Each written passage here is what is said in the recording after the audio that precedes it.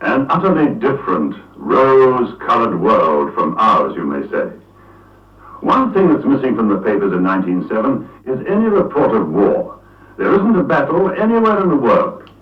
In Britain, the king is popularly known as Edward the Peacemaker. His Majesty, King Edward VII, reigns over a court that is magnificent, powerful, ostentatious. Lady Violet Bonham Carter, as a young woman, had just come out in society. What first struck me as a girl about King Edward's appearance was his immense girth. His waistline was like the equator. He was the gay prince who became a wise king, dearly loved by all sorts and conditions of men, partly because, unlike most kings, he'd lived and moved amongst them.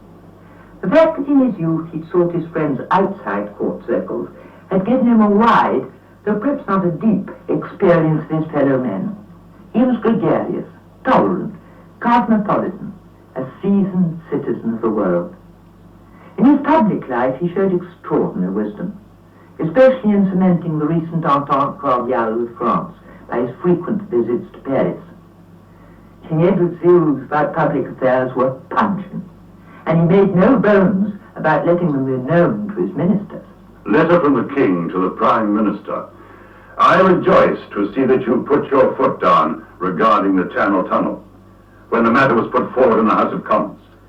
I only wish you could have done the same regarding female suffrage.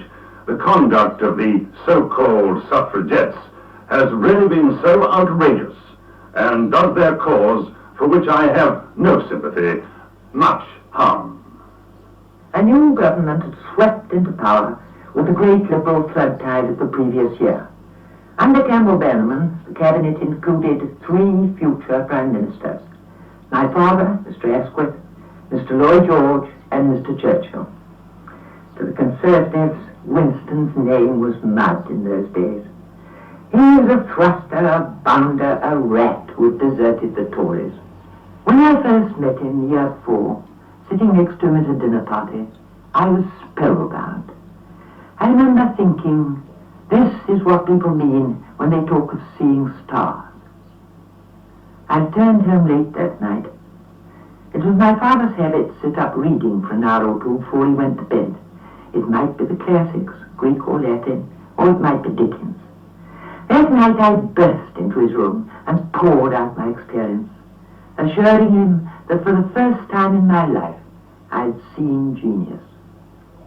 I remember his amused response.